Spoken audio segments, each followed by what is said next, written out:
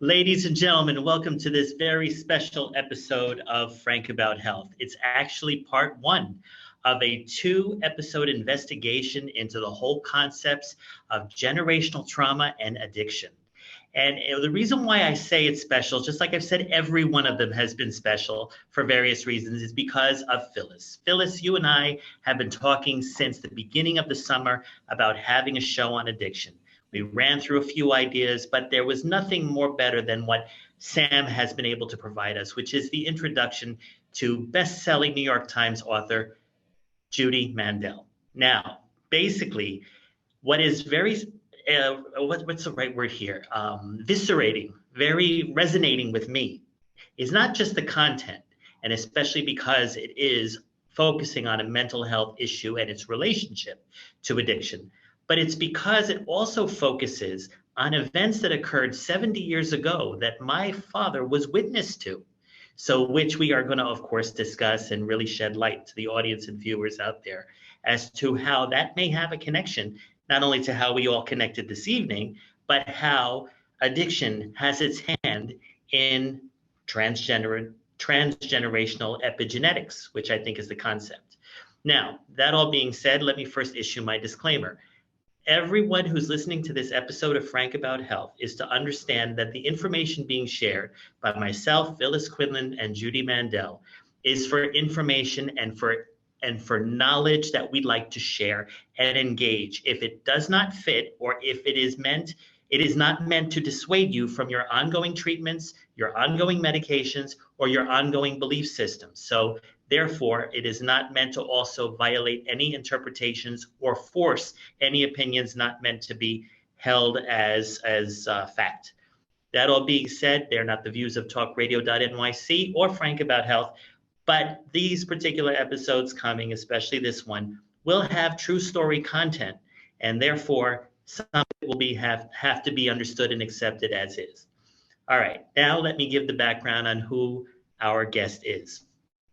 Judy Mandel is a former reporter and marketing executive, has her MFA in creative writing from Stony Brook University, and has also been a best-selling author for the book Replacement Child. That is not the book we will be discussing today. However, it was the impetus for this book, White Flag, available on Amazon.com, currently on pre-order, but will start on October 1st in actual sales and delivery. And it covers a true story about how her niece, Cheryl, had suffered and battled her whole life with addiction that basically was wrapped in recovery, was wrapped in not resolving the trauma that led to her addiction. And also, I understand, Judy, that Cheryl was one of the victims of the plane crash, which we're going to discuss in more detail, but through the fire that ensued on the ground. She wasn't actually on the plane. Correct? Cheryl was the daughter of my sister who was in that house that was the plane crashed into. That's the relation. That's the relationship. Yeah. Okay. And so, Phyllis, now to give you clarity on what happened in Elizabeth, New Jersey in 1951 to 52. From December through February, a 58 to 60-day period, 3 plane crashes happened at Newark Airport. Crash number 1 was actually bound for Tampa, Florida. It was an American airline Convair jet that actually crashed in the Elizabeth River. And then the second one, which I believe Judy, your family was involved in indirectly, was actually coming from upstate New York, due to land at Newark Airport, and actually crashed near an orphanage and a school and into some apartment buildings in the same area, Elizabeth, New Jersey. Right. Correct? Right.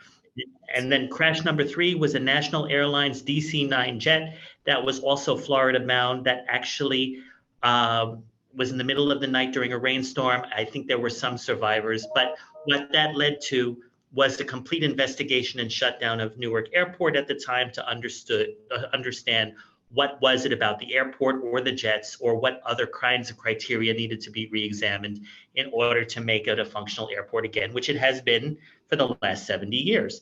Now, that all being said, The reason why it is so, I said the word visceral for me, is my father witnessed all three of them, and they happened blocks from his home. Mm. And I mean, when he when he was telling me about it, as I was telling him you were coming on this show, I mean, I had this feeling like in some way I had been there, which I wasn't, obviously. But it's amazing how when we discuss more about transgenerational trauma, I'm wondering to what degree is there that kind of connection that what brings us all together to talk about addiction, which was our goal, but at the same time to understand that addiction is not just situational and it's not just because of substance abuse disorder, but there is definitely a genetic link and something that sometimes we're quote unquote born into without knowing it.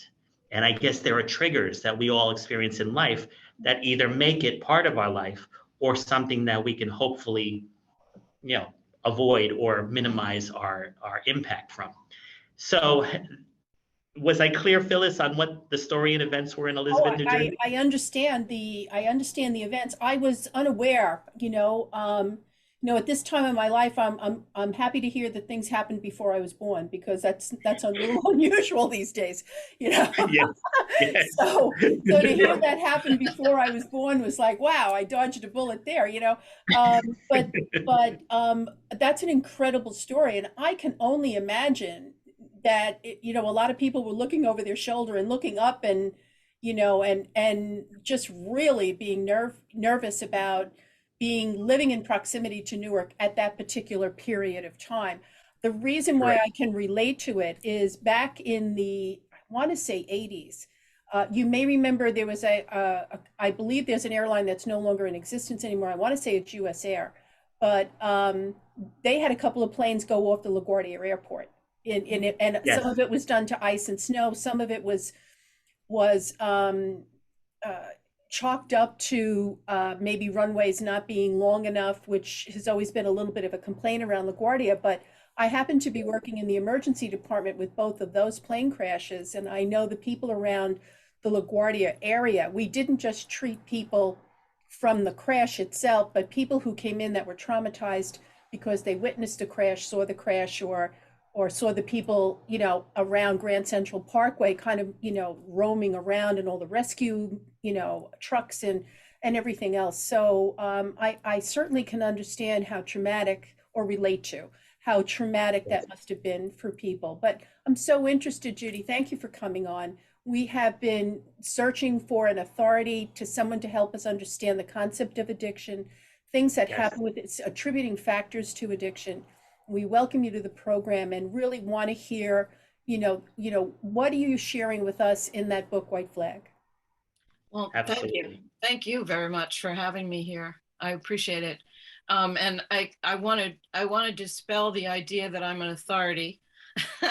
I've written a personal story about my family, my niece, and in researching it, found trying to understand the complexities of substance use disorder, and found that they are many, that there are myriad complexities to the condition and the people that suffer with it. So I want to say, it's a personal story that I hope resonates with people. I did bring together a lot of tentacles of research that have helped me, and that's the reason that I wrote it. Is I had questions. Why did she suffer with substance abuse? Why couldn't she stop? Why couldn't I save her? Those are the questions. And what I've found is other people who have loved ones who suffer with substance use disorder have the same questions, whether their loved one has recovered or not, or has, as my niece did, overdosed and passed away. So I think it relates to many people. It seems the more I talk to people, the more I understand that this is so widespread that it impacts everyone at some level. Yes. I honestly don't know of too many families that aren't struggling with a family story, or wondering about that one family member who, as you say, they could not save, or they could not understand, you know, why the relapsing kept happening. And so please share with us your insights, because it's a topic that we need to talk about more and more. Well, as I started to do the research there are some really great books out there, and I would say that in the back of my book is an extensive bibliography of the books that I read to help me understand. One of the things that helped me a great deal was understanding brain chemistry, and the fact that brain chemistry really changes. And I'm sure as a nurse, you understand this totally. When people have used drugs for a long period of time, especially, and even more so if they've started young, as my niece did, I know. You know, she started as a teenager. So it stops their development. And it also it makes it so that they can't act on the things that they know they should. I'm trying to just, you know, say it in lay language, because that's, I think, important. And the metaphor that I heard that really has resonated with me is that they know they're careening down a steep cliff and they keep putting their foot on the brake, but the brake does not work. And they don't understand why. And that helped me understand, because I know that my niece wanted to stop using drugs. I know she wanted to recover, and she couldn't. She was not able to. You know, this is one of the questions that people certainly ask. You know, why could so and so recover, and you know, my son or daughter couldn't? Why is it that one person, you know, can and one person cannot? It's also the question that I asked was, a friend of mine who's a recovering alcoholic said that, you know, she can't have one drink, she'll be closing the bar. Why is it I can have a glass of wine, but I'm okay, but she's not? Because there are different addictive qualities in people's personalities. That's one thing. So the brain chemistry piece was very important for me to understand. In addition to, I mean, there's so much to talk about. I don't want to keep rambling. Just clarify for our listeners. She was not able to stop, or she was not able to successfully stop for her lifetime. In other words, she may have stopped for a while, but then relapsed. And this is despite therapy or rehabilitation programs or family intervention. So despite best efforts is really what I want to say. She could not help but go back and relapse. Is that what I'm hearing? And you know, the accessibility of treatment was certainly not there for her. That's one thing. I know she did go to several rehabs. She was in prison for a little while. And so, but there was no help there.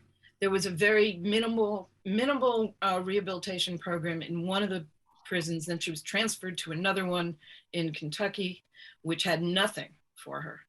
So there you are. I mean, the things that they're finding now that have worked for people is medically assisted treatment. You know, Suboxone, and you know, that's the brand name, I guess, for buprenorphine, and counseling and social services that can support people to find a life. That was one of the problems coming out of prison. You can't find a job. And if you find a job, it's not a job that you can support yourself or have a place to live. We're about to take our first break, but you did mention two important things that when we return, we'll get into about the brain chemistry. And I guess we also want to understand how much of the trauma of what happened in Elizabeth, New Jersey influenced her addiction. That all being said, please stay tuned to this episode of Frank About Health, which I've entitled White Flag, a story of generational trauma and addiction, right here on talkradio.nyc and on our Talk Radio NYC YouTube channel. Are you a business owner? Do you want to be a business owner? Do you work with business owners? Hi, I'm Stephen Fry, your small and medium-sized business or SMB guy, and I'm the host of the new show, Always Friday. While I love to have fun on my show, we take those Friday feelings of freedom and clarity to discuss popular topics on the minds of SMBs today. Please join me and my various special guests on Friday at 11 a.m. on talkradio.nyc. Are you a conscious co-creator? Are you on a quest to raise your vibration and your consciousness? Sam Leibowitz, your conscious consultant. And on my show, The Conscious Consultant Hour Awakening Humanity, we will touch upon all these topics and more. Listen live at our new time on Thursdays at 12 noon Eastern Time. That's The Conscious Consultant Hour Awakening Humanity, Thursdays, 12 noon on talkradio.nyc.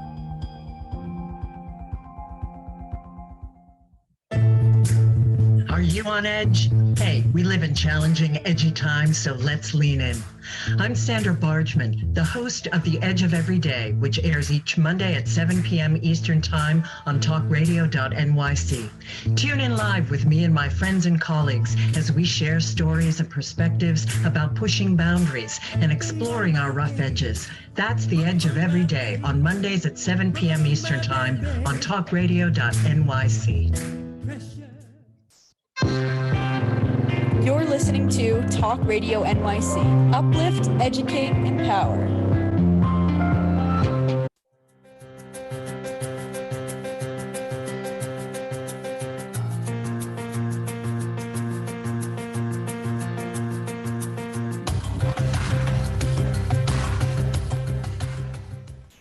Welcome back. Judy, you just mentioned some interesting aspects of the brain development and brain chemistry that may have played a part in Cheryl's addiction and her struggles while both in and out of prison. But I know I started the show by talking about the events of that plane crash. I gather she was the girl that was burned at age 2 or 3 from the results of the plane crashing into her apartment or the building or the vicinity where she was? Well, I guess I have to, let me just back up a little bit. Sure. Cheryl was the daughter of my sister who was in that plane crash. So it was her mother who was very badly burned and really went through an enormous amount of trauma with that. And, you know, every year she had reconstructive surgery, you know, for my whole childhood and for hers. And so my thought about this is that trauma does filter down. I mean, there have been studies done with generations of Holocaust victims, which points to this, you know, that even 2 and 3 generations after, there are ramifications of trauma in people. And it's to the point of, it's not actually hereditary, but it's the way the hormones react in your body with your genes. So there are animal studies that have, you know, proven this, and it's a scientific study. And I don't think that any daughter of someone with the extensive burns and injuries that my sister had could be unscathed by, you know, even it's the physical, but it's also the social and the psychological trauma that that does filter down. And as much as people don't talk about it, you know, it's very hard to keep pretending that everything is fine. I think that weighs on people even more. So it's the silence of not talking about it as well. Yes, which is never a healthy thing. Right. So I would love to hear more about your thoughts about generational trauma. And you know, what's the comparison between, you know, trauma that's lived through directly and trauma that is, I guess, something that's residual and observed from others? Sure. So I'm just going to presume because of the burns that your sister had that she was disfigured or scarred in some way. Yes. Okay. So that had a strike up conversation between your sister and Cheryl at some point. Mommy, why do you have these scars, or things of that nature? So, you know, I'm really curious about this. I mean, as you say, there is a triggering of hormones. So, you know, yes, you know, when people, there's a fight and flight mechanism inside of all of us that's hormonally what we call mediated. Mm-hmm. But do you help me understand the generational trauma? Is it more of an over-identification with Cheryl's over-identification with what her mother went through? Or is it something that perhaps your sister was just, you know, carrying with her, and, you know, through some sort of unconscious mechanism was imparting some sense of anxiety and trauma and residual emotions to her daughter, like maybe being overly protective, or, help me understand what you mean by this generational trauma. Well, I can mostly relate to it from, what I went through, as, kind of the one that was unscathed in my family, because I was not in that plane crash. But that didn't negate the impact that it had on me. And I know that, as I said, I believe that my niece certainly, was impacted. It's got to be an unconscious relation of, for me it was, I don't think the world's a safe place. Planes fall out of the sky, for heaven's sakes. how can it be a safe place? It affected my parenting, and with my son, I was very overprotective. Mm-hmm. And I don't think that my sister was overprotective with her. She has 2 daughters. Her other daughter is still with us, thank God. But there has to be a subconscious relationship of, people reacting to her mother more so than her asking her mother what happened. It's really the reaction of other people, because, as a child, your mother's your mother. I bet she never questioned it. I don't think she ever did. I mean, she probably heard the story, finally when she was a little older, but I doubt she ever questioned it. It's just that she saw how people related to her mother. People sometimes were shocked, they would turn away. She couldn't get certain jobs because they didn't want her to be out front, in an office, and, a lot of horrible things like that, of course, stigma about that. Yes. So I don't see how the family could not be affected by that. Yeah. Right. So I guess I want you to help me more understand the connection between your sister's experience, which I can, I hear, and I can only imagine how difficult it was to navigate her life. Yeah. Certainly. I mean, we're not a culture that does well with differences, let alone disfigurement. Right. So, the amount of heartfelt empathy I'm feeling right now for her, it must have just been a tremendous challenge. But help me understand the connection between your sister's life experiences and why you think Cheryl somehow absorbed some of that, and then for whatever reason chose addiction as a maladaptive coping skill, coping mechanism. And I'm not sure I have the exact answers to those questions. What I do know is that there were immediate traumas as well as this generational trauma in Cheryl's life. I know that she was sexually abused by a stepfather. I know that that's certainly part of the picture. And it's putting all of these elements together that, create this untenable situation, and not having the kind of help that she needed right in the beginning when this became a problem when she was a teenager. Right. Okay. So it's certainly the generational piece, the immediate trauma of sexual abuse, the brain chemistry once that takes place. That's why I talk about the complexities, because it's no one thing. It's not one thing. Could she have recovered if she had medically assisted treatment, even in prison? Maybe. That would have been a good thing. She was treated for her depression.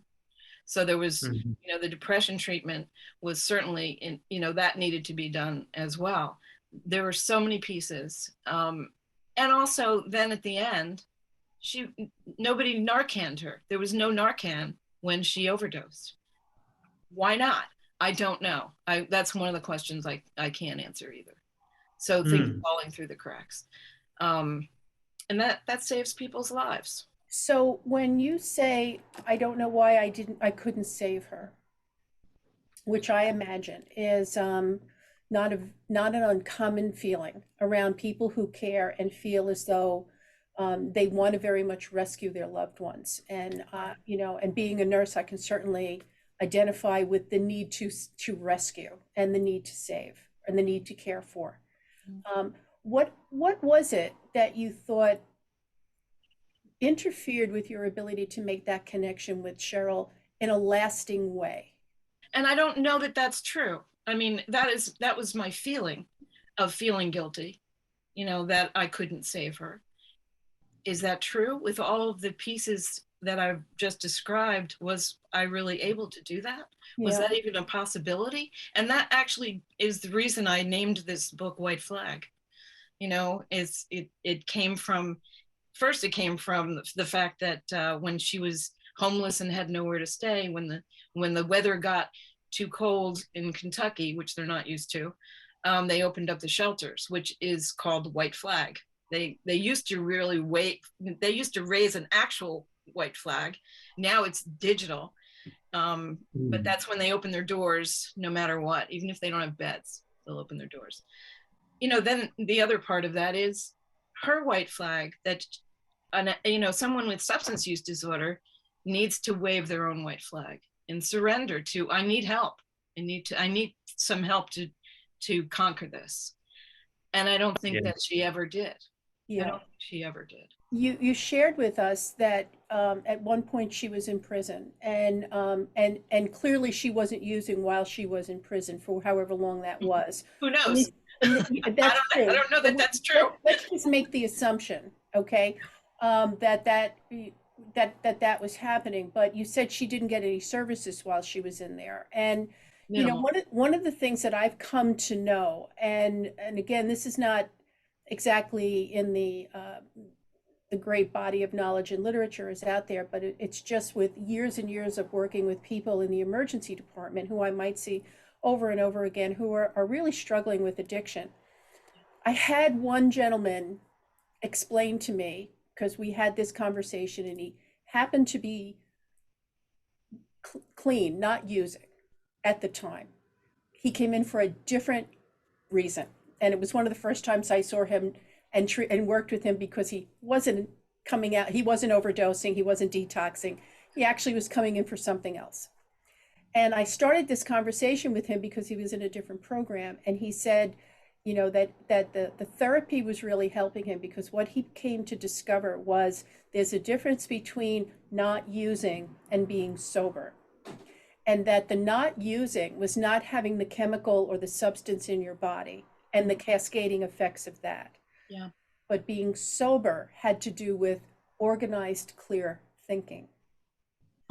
And he took my breath away when he shared that, because I thought it was so insightful that he said that's part of the problem, is that you may be clean, but it doesn't make you sober. And it's not until you are able to get the help you need, the mental health you need to walk things back, to help you engage in healthier choices and healthier coping skills, and you stop having the disordered thinking, that then can give you the greatest chance of recovery that's sustainable.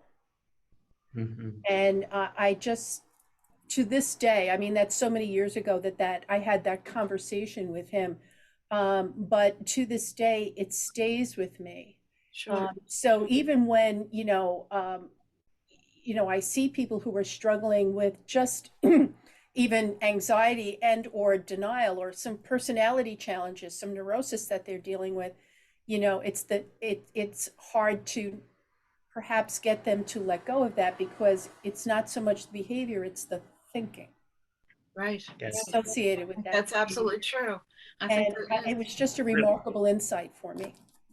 We're about to take our second break, but we're definitely on the cusp of something. And I definitely want to reflect off of what you both were just discussing in terms of the series of traumas that Cheryl had gone through until the point at which she passed on. That all being said, please stay tuned to this special episode of Frank About Health as we discuss a story of generational trauma and addiction right here on talkradio.nyc and our YouTube channel as well. Are you passionate about the conversation around racism? Hi, I'm Reverend Dr. TLC, host of the Dismantle Racism Show, which airs every Thursday at 11 a.m. Eastern on talkradio.nyc. Join me and my amazing guests as we discuss ways to uncover, dismantle, and eradicate racism. That's Thursdays at 11 o'clock a.m. on talkradio.nyc. Are you a small business trying to navigate the COVID-19 related employment laws? Hello, I'm Eric Sauver, employment law, business law attorney, and host of the new radio show, Employment Law Today. On my show, we'll have guests to discuss the common employment law challenges business owners are facing during these trying times. Tune in on Tuesday evenings from 5 p.m. to 6 p.m. Eastern Time on talkradio.nyc.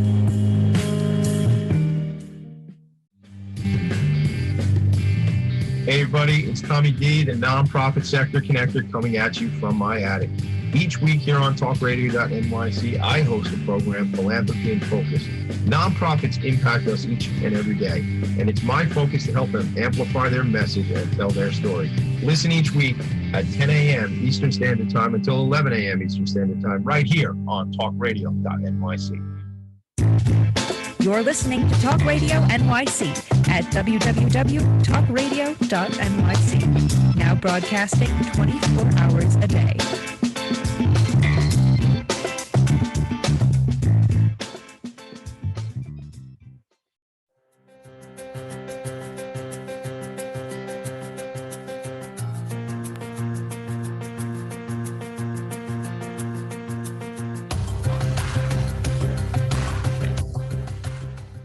Welcome back. Now, Judy, you definitely were describing, I guess, a whole series of not just the initial trauma that we were discussing, which was the plane crash, but trauma of sexual abuse, the trauma of being incarcerated, the trauma of being homeless, the trauma of dealing with her depression, even though she was taking medication. But one other fundamental thing that I guess is through the whole thread of her life has been the whole way, like you mentioned earlier, that the lack of communicating the events that occurred in Elizabeth and just sending it out with very cryptic ideas and notions as events would come up where people were not wanting to engage with your sister because of her disfigurement, or probably Cheryl felt the burden of what it was like to try to explain why that was if she was pushed upon to do so, and having probably discomfort or triggering reactions because of not knowing what to say maybe. And then, of course, as you mentioned, brain chemistry and whatever was not properly adjusted as she was developing herself. I mean, it seems as though she was born into a life of traumatic events. And it's unfortunate that maybe when you bring up the white flag issue, that's where she was not able to know when to do it or even how to do it. If there was a time to be able to face her challenges or her demons and therefore try to maintain her recovery. And I guess, like when I was reading your book, you have a chapter called White Flag, Your White Flag. Right. I gather you also now were dealing with grief and your own residual trauma from feeling guilty for not being there in the way that you could have been. Not that it was your ability to do so, because I gather, like what Phyllis was talking about, that man that talked about the difference between using and being sober, right. It's you really have to deal with the addiction on your own. You have to somehow get the resources and whatever I don't know, boundaries or knowledge that can maintain your resilience when you're dealing with that. And I guess one of the downfalls for most families suffering with family members and loved ones with addiction is they feel this sense of responsibility that it's kind of forced upon them in some way, but it's not really their responsibility. And differentiating between that is in itself traumatic, wouldn't you say?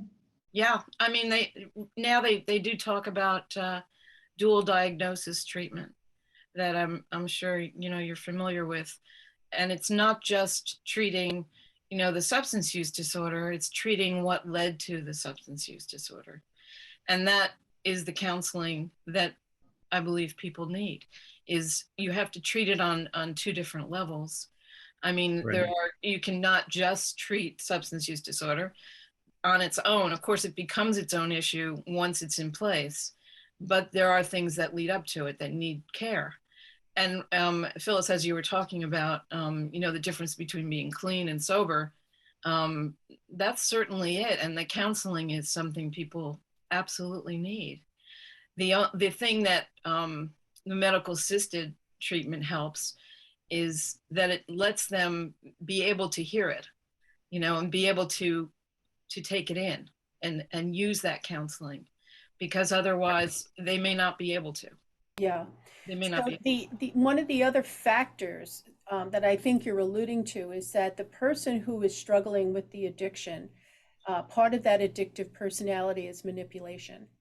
And it's a way of, in some ways, justifying the usage or justifying the starting or justifying the relapse. But there is a manipulative piece to that addictive personality. And I think it's one of the reasons why residential treatments have a fair amount of effectiveness, is because there's a lot of group therapy given in those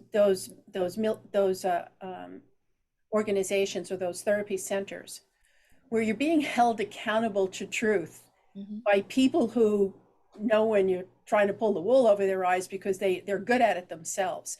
Right. When you're trying to go, I would think that if you're trying to go to therapy with your family, that the manipulative piece, the pulling at the heartstrings, the trying to get you to own their behavior or get you to own some part of their decision making, which is really not correct or, holding things, accountable.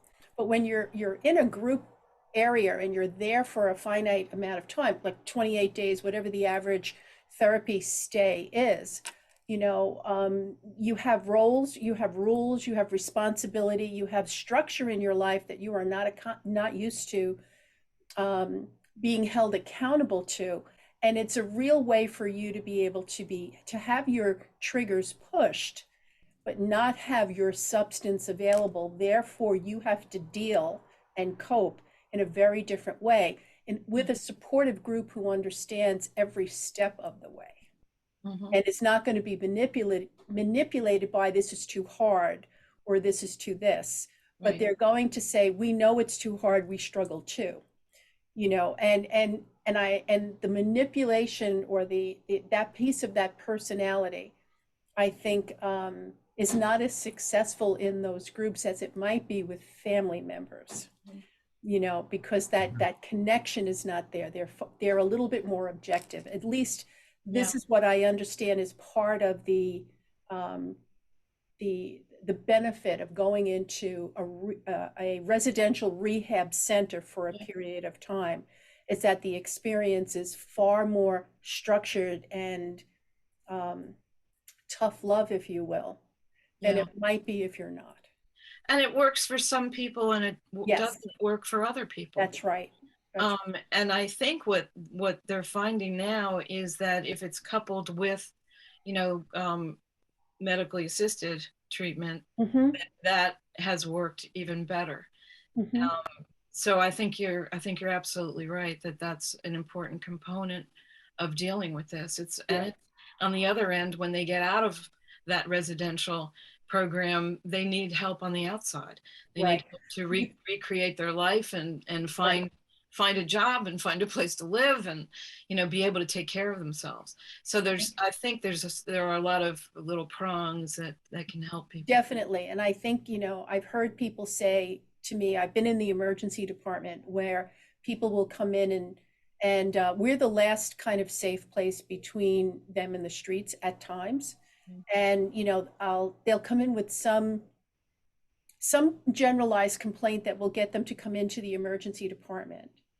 And you just get a sixth sense after a while that there really isn't a medical reality to what they're sharing with you. And you get to a professional point and a relationship point that you can say, okay, I hear what you're saying. Your vital signs are normal. What's going on? And the person says, if I'm out on the street tonight, I'm going to score and I just got out. And I'm like, well, then you're going to stay right here with me. Okay, so here are the rules. You can stay in my waiting room, and you have to do this. And here's the behavior I expect. I'll get you a cup of coffee in the morning. And I'm really glad you made the choice to come spend the night here as opposed to out there. You were at risk. Wonderful that you did that. So most emergency departments will do that. We understand that. But, it's again, a very tough thing to go back into the same neighborhood around the same temptations. That's why staying in meetings and keeping to that support system, as challenging as that might be, is so very, very vital. Right. the going to meetings, you talked about, going to some meetings. One thing that has always bothered me is my niece wouldn't go to meetings. She wouldn't go to a 12-step program. And much of it was because it was Christian based. It was faith based, and we're Jewish, and it did not, she couldn't accept it. I know there are some programs that are, more secular. Yes. There's not that many. And these, these are the free ones that you can do, which works for some people. So that's good. But there's nothing for her. No, that's a real important point to bring up, Judy, that, we're far more sensitive today. And again, years too late for your niece, of being more inclusive and diverse, and understanding that there's a way to tap into reminding people that they are part of something greater than themselves without having a religious inference that could be potentially alienating. Yeah. Right. Even in prison, that's all that they had was a 12-step program. And she said, and I kept asking her when she, we would talk, why don't you try that? It's not for me, Aunt Judy. That's just not for me. I'm good. I'm fine. Right. The usual lament, I'm fine. I'm going to be fine. That's that life is over for me. I'm not going back to it. I heard it over and over again. As you say, manipulative behavior as well.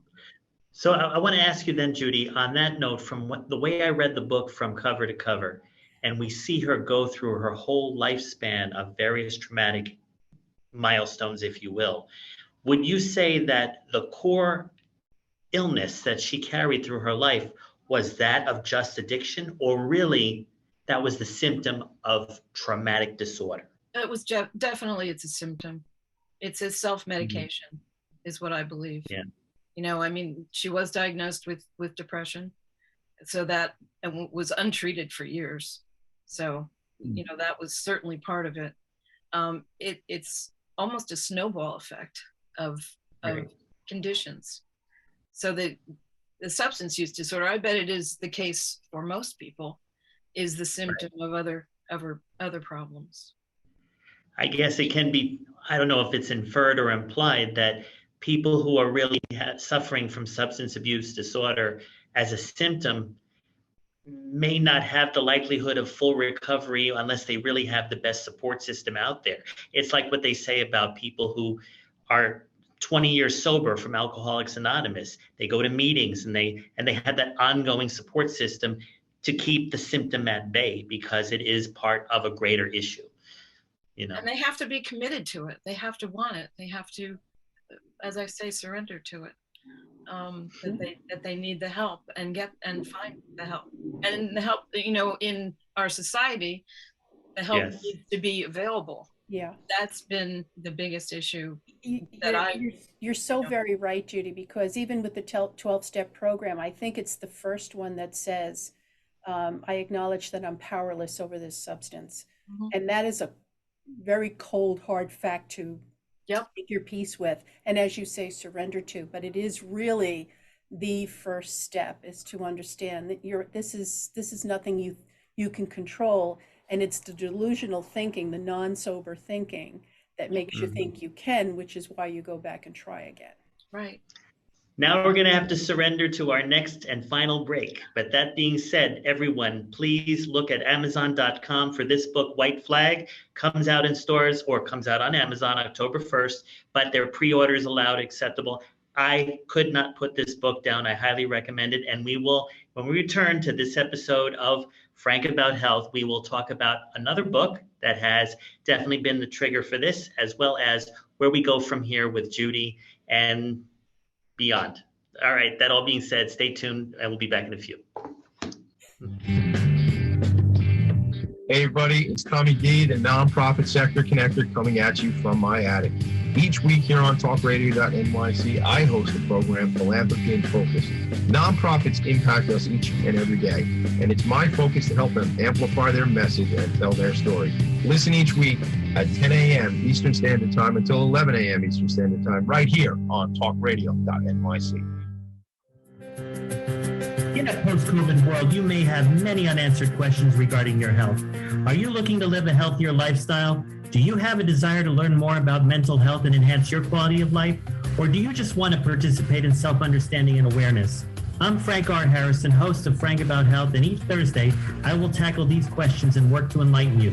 Tune in every Thursday at 5 p.m. on talkradio.nyc, and I will be frank about health to advocate for all of us.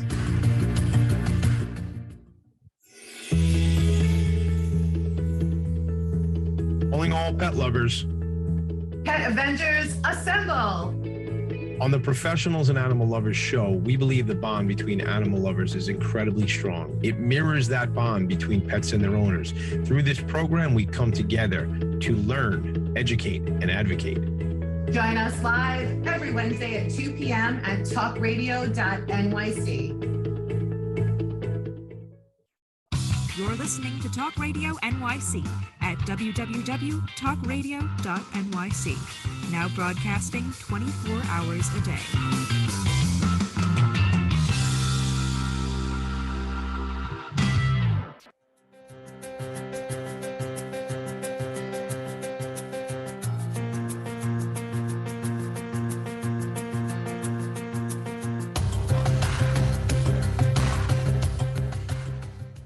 Welcome back.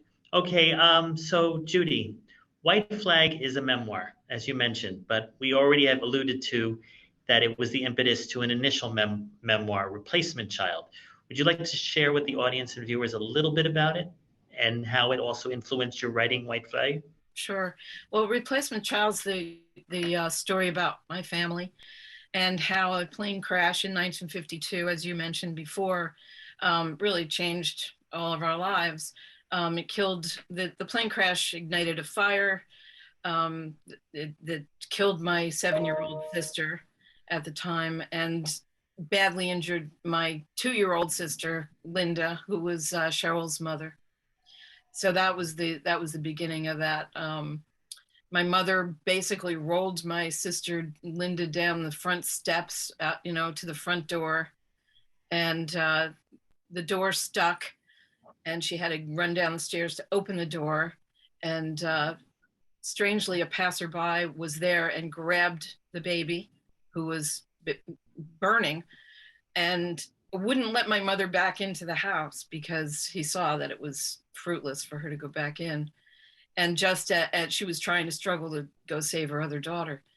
And just as she turned, that second floor just collapsed. So, he did save her life. Which, wow, of course, saved my life because I wouldn't be here if that was the case. Right. Exactly. So that book is really about my understanding through writing the book. I was a year into writing the book before I came across the term replacement child syndrome, which is it's a condition that was coined in 1964 by a couple of psychiatrists that were doing research into Holocaust victims and their families. And so the replacement child syndrome, which I like to now call a condition, is when you're born because another died. That's the basic idea behind it, although it's a little bit expanded now. And I found through, a lot of, reading about that many of the features of that condition related to me, that it was like me, difficulty with identification and understanding who you are, and being very protective. There are a lot of features of it that I identified with it. So I started to do more research about that. So that's how that book came about, was from that plane crash. And understanding that it affected my whole family. And it was, in a lot of cases, it was still the silence of not talking about it. My parents always said my sister could do anything. She was fine. Nobody ever got any counseling back in those times. So we didn't have the benefit of that, which would have probably helped all of us quite a bit, I would think.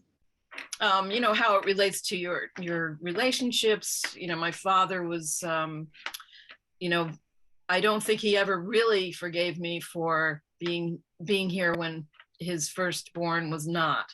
I don't think he ever really could come to grips with that. So he was very distant with me in that case. So that had a big impact on my life and, you know, how I relate to everyone.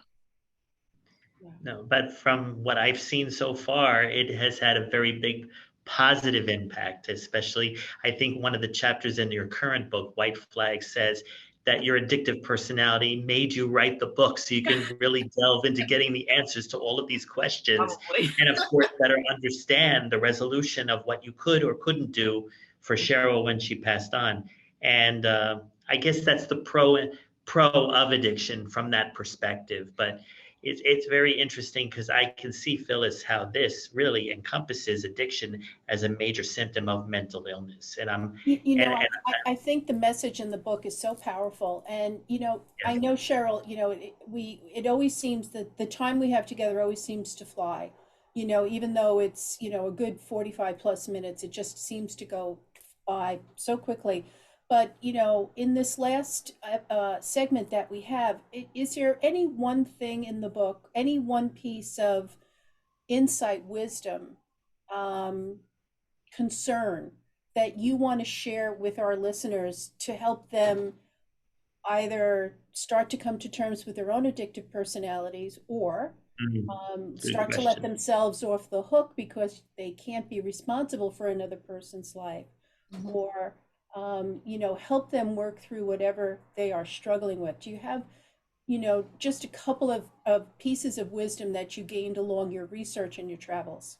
Well, I really think that the main purpose, I think, in this book now that I think about it, is having readers who have loved, especially if they have loved ones who have substance use disorder, to not forget who they are, to remember that this is still the same, you know, brother or sister or father or mother that you love. This is the same person, and to treat them like they have a disease like diabetes, you know, and to look at them in that way. That I remember, you know, one interview I had with someone who used to be addicted to a substance, and she said, you know, what got me through was my mother said to me, "You're not your addiction. You're still you." And I think if people can keep that in mind and let them know they're loved and be open to helping them in the way that they can be helped when they're ready. Right. And keep them alive until they are. Exactly. Keep them alive in whatever way. This has made you become basically an advocate, even though you have a history being a reporter and other things.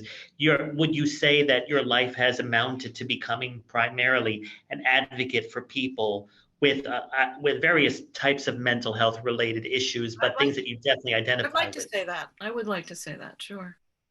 Okay. I know prior to our talk, you mentioned that there is some kind of advocacy programming happening this weekend in DC. Would you like to share that a little bit? There's a march going on in Washington on Saturday, the 24th, coming up by an organization which is trying to make some changes in legislation that will definitely help people with substance use disorder. And they're called Truth Farm. It's with PHARM. And if people go to truthfarm.org, they'll see, you know, the information about that and, you know, be able to join the march. I know they're going to have a memorial service, you know, memorial for all of the people lost to addiction and opioid use. Amazing. Wow. I basically know, like what Phyllis said. Look, I just got the preview. We have 3 minutes till end.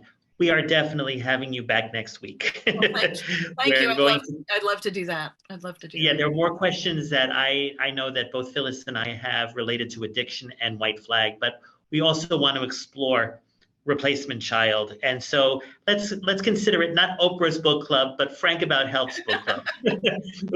We'll just have a summary of both books. We'll probably flesh out some of the content and discuss it and promote the value of, especially since White Flag will be out in stores 2 days after the fact. So that all being said, ladies and gentlemen, stay tuned for next week as we have part 2 of our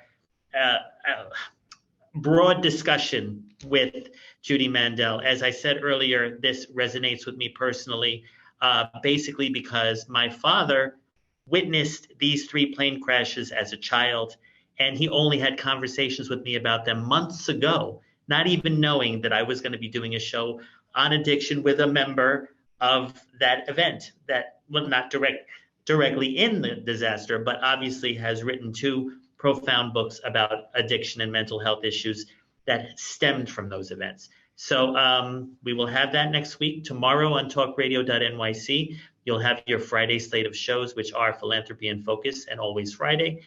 And of course, anyone who has not had a chance to see this episode, it'll be encored again during the weekend and sometime next week. And of course, on our YouTube channel, you'll be able to find it or replay it, because I know there are many more questions that we're going to have to follow up on. Phyllis, I think we succeeded at having the best possible addiction show that we could really have a nice open discussion about, without having to get into the clinical aspects of interventions and stuff like that. I just think I agree with you, Frank. The power of this program around this subject is the openness and the safe place we create so we can talk about it. Exactly. So, ladies and gentlemen, first of all, Judy, thank you for being here. We will see you next week. Thank you. Phyllis, you know it's always a pleasure being with you, and I will call both of you literally when we log off, but simultaneously to everyone out there, if you have further questions for Judy that you would like to share from this show or in advance of next week's episode, please email me at frankrharrison1@gmail.com. Check out my website, www.frankrharrison.com. And Judy, do you have a website people can reach you at? It's judymandel.com. So it's JUDYMANDEL.com. Right.